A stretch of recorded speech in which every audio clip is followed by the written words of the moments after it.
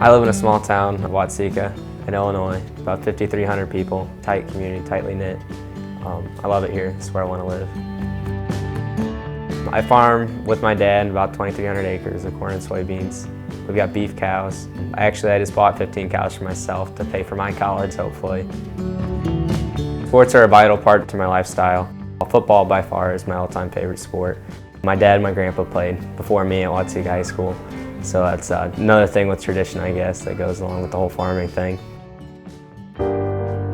It was October 17th, 2014. It was a cold, blustery night, and we traveled up to Clifton Central to play our conference rival. I went out there on the kick return team to set up the block, and in doing so, I kind of dropped my head, and he hit me, and immediately I just fell. I just fell right in a pile. What scared me to death is when the contact was made, and he wheeled around, and I could see all the life went out of his body. And I was immediately paralyzed from the shoulder down. I had zero feeling, zero movement. My dad said he had watched the whole thing go down and he had saw exactly what happened, so he had flew down there before I could even say his name.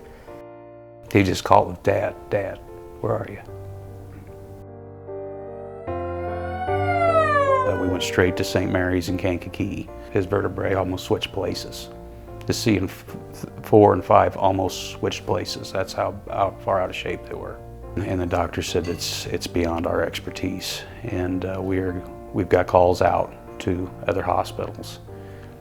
And about 10 minutes later, he come in. He said Loyola has answered the call.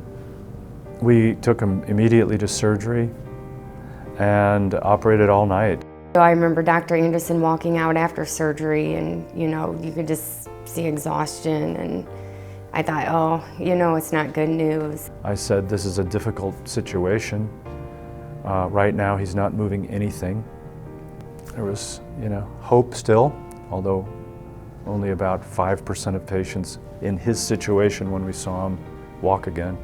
And I remember Dr. Anderson coming in the next day, and we said, like, as a parent, you feel helpless. And I remember saying, what can we do now?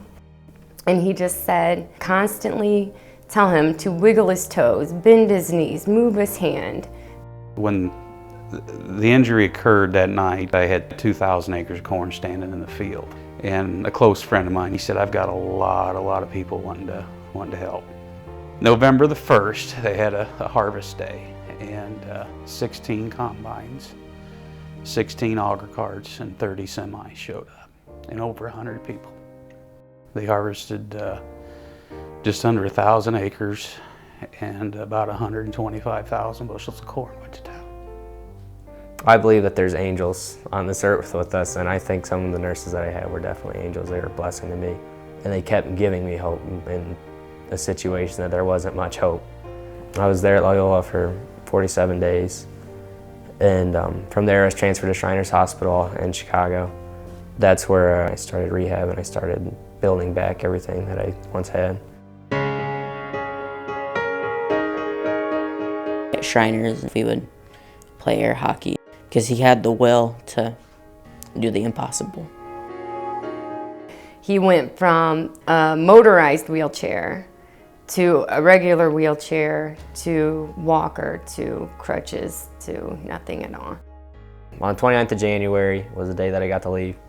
That was definitely a day that I'm going to hold very dear in my heart. He'd been eyeballing that flight of stairs since the day he got in there, and he wanted to walk out and walk up those stairs, and that's exactly what he did. Definitely one of the greatest moments of my life. I remember looking at my dad, just telling him we did it. I think people come away from an experience like this. It's always something that has taught you what motivation and hard work can do. Dr. Doug Anderson was on call that night, one of the best neurosurgeons in the nation, if not the world, in my opinion. And I could never thank him enough for everything that he had done for me, not even knowing who I was. I would thank them over and over that I'm very grateful that he was saved. His refusal, absolute refusal to quit on himself. When he gets something in his head, one way or another, he's going to make it happen.